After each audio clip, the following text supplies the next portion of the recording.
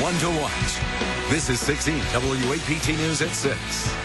Gas line explosion. A ground-shaking blast sends a fireball shooting into the air. What workers say happened. Plus, missing for almost 2 years, a Tennessee woman finds her dog more than 300 miles away in the metro. And vaccination debate, why some doctors say loosening the rules could put you at risk. Feeling pretty good out there. Temperatures for late January, not bad. We're falling into the mid-40s and only going to be a slow fall for the rest of the night. The week ahead, I think you'll like my forecast. Wait till you see the temperatures coming up.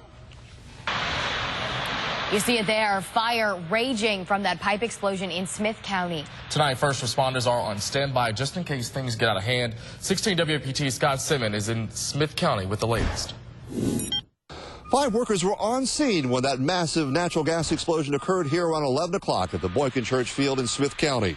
The ground started shaking and never felt nothing like that in my life. Never have. We're being kept about a quarter mile away as rescue and emergency crews monitor the fire that is still burning. They were just working on the well. They had rigs set up working on the well and something went wrong. Reportedly, crews are trying to perforate a line, but the result was a massive explosion and fire. No one was hurt, but residents as far away as miles could feel the explosion. The sheriff says it's being monitored and it is okay. As long as it's burning, there's no danger to the community. It's still burning, but as far as the dangers of pollution, there's none of that. And my understanding, again, is what they told us, as long as it's burning, everything's good, because it is burning, you know.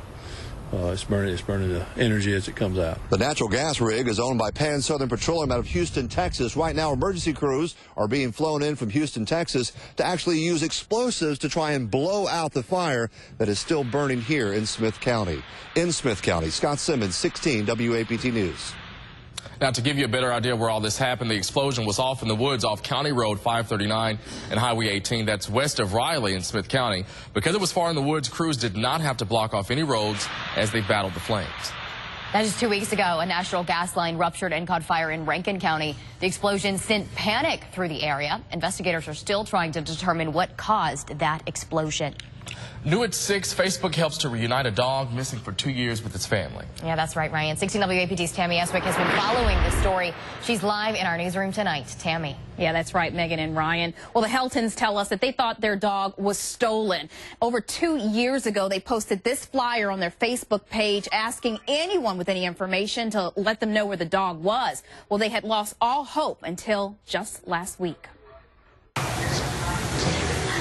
Jessica Helton had to wipe away the tears Saturday, reunited with her dog 2 years and 300 miles away from where she last saw him. It's kind of like if you had a child that got abducted and you get to find your child. The dog named Jackson disappeared from Helton's house outside Memphis in March of 2013. This is the missing dog flyer that Helton posted on her Facebook page 2 years ago. She thinks Jackson slipped out of the back door of their house in Gates, Tennessee after a bath, and she had almost given up hope until last week. Over 300 miles away, someone tried to give away a dog to Rhonda Chapman on Facebook. A lady posted about a Chinese crested, and I just asked her about it and said that I am interested. Chapman says she was just looking for a dog in Rankin County, but things were kind of strange when she went to meet the seller. I couldn't go to her house.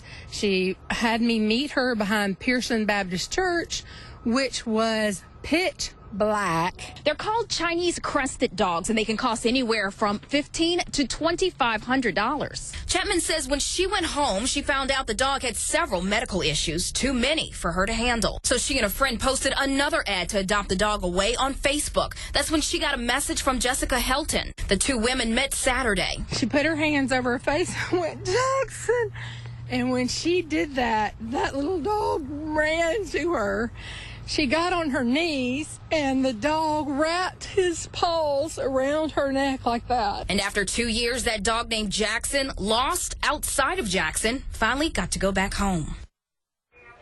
Yeah, and tonight the Chapmans credit their friend Carrie Elliott for helping them post that ad to Facebook. The Heltons believe once again that their dog was stolen. They say that they will let karma take care of that person. Live in the newsroom, Tammy Eswick, 16 WAPT News. Megan. Reunited after all that time. Tammy, thank you. City leaders say the number of homeless people in Jackson is skyrocketing, and a 16 WAPT's Emily Alexander reports resources are getting strained. A homeless census underway in Jackson this week. You do not have to agree to let us take your picture. Volunteers are trying to count the number of homeless people in Jackson, a number they say is on the rise. Last year we had about 570 homeless, and this year we're anticipating more because some of the service providers have closed. For the census, city officials start by checking shelters, then they move on to places like parks here in downtown Jackson. Unfortunately, some of our homeless population have to find refuge under bridges and in parks, so we'll be checking those places as well. The census helps the city know how to distribute services like counseling and job opportunities to help people living on the streets. Thank you, young ladies. Galloway Church opens its doors 6 days a week to feed those in need and give them clothes. They changed my whole life. Yeah, they give out clothes on Thursdays. Have you ever got anything from that? Yes, I got my good coat here. That one? Nice coat. Those they help say they appreciate having a place to get a warm meal and help when they need it. It was hard. It was hard. It's hard living out here on these streets, you know. It's very hard. In Jackson, Emily Alexander, 16 WAPT News. In 2012, the U.S. government reported a drop in homelessness nationwide. Census takers say there are more than 630,000 people living on the streets. Some Jackson voters will hit the polls tomorrow to elect a new Ward 3 City Council member. This is Commitment 2015, and here is the list of qualified candidates for the special election. You see them right on your screen. Polls open at 7 a.m. tomorrow. If necessary, a runoff election will be held Tuesday, February 10th. The special election will fill the seat left vacant by Larita Cooper Stokes. Stokes is now a Hinds County judge. Happening now, State Senator Chris McDaniel making a stop in the metro today. McDaniel announced his new group called the United Conservatives Fund. The group is designed to help conservatives across Mississippi and the nation get elected to public office. You may remember McDaniel lost a primary runoff to Senator Thad Cochran in May before challenging the results in the state Supreme Court. That speech will be held at the Holiday Inn near Trustmark Park. And in just 2 days, potential 2016 presidential candidate Mitt Romney will speak to a sold-out crowd in front of students at Mississippi State. The school invited Romney to be part of its global lecture series on Wednesday. Romney captured over 55% of the vote in Mississippi in the 2012 race. Earlier this month, he told a group of campaign donors he would still like to be president. And developing tonight, Jackson police investigate 2 deadly shootings. Police say they found Jarrell Brown shot to death inside a car at the Park Springs Apartments. Another man was laying unconscious in the passenger seat. Neighbors we spoke to did not want to appear on camera, but they tell us they heard gunshots. Around here, your little car break-ins and stuff like that, but I ain't never heard of a murder. Jackson police are searching for suspects. In the last 3 weeks, 6 people have been murdered in Jackson. JPD also looking for the gunman who shot and killed a man in his own driveway. This happened Saturday in the 4000 block of Oaklawn Drive.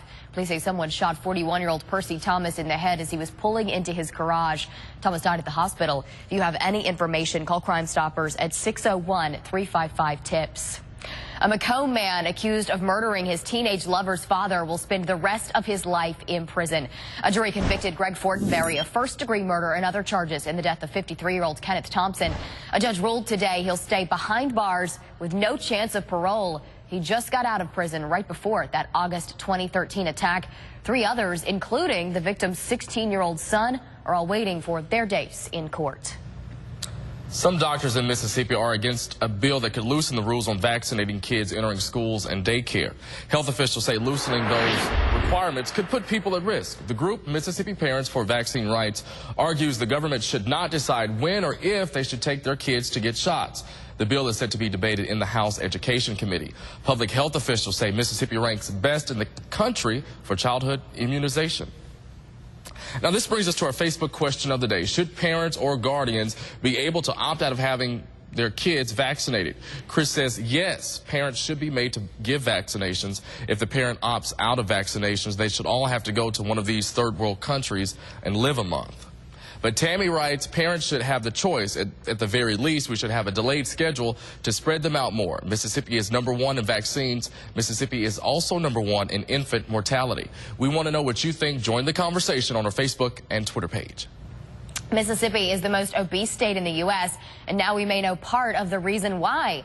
A recent study done by the CDC puts the Magnolia State last when it comes to access to exercise opportunities. Only 46% of Mississippians had easy access to opportunities for physical activity. That's 30% less than the national average. The highest percentage for a state, Maryland, where 91% of residents had access to exercise opportunities. A former state senator facing embezzlement charges tonight. State officials say Tommy Robertson faces 5 counts of embezzlement dating back to April of 2013. He faces jail time for using his position as a board attorney to embezzle more than $400,000, money he was supposed to distribute. He turned himself in to sheriff's deputies in Jackson. He is out on bond tonight. The former commissioner of public safety in Mississippi has died. George Phillips died after a long battle with cancer. Phillips served as a special counsel to Senator Thad Cochran for 6 years. He was also the director of MBN before becoming the commissioner of public safety. A public memorial service will be held at First Baptist Church in Jackson.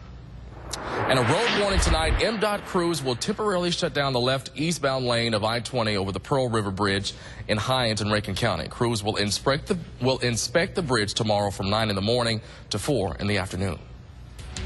And a blizzard blast in the Northeast. Mississippi hurricane hunters traveling right into the eye of the storm to help out.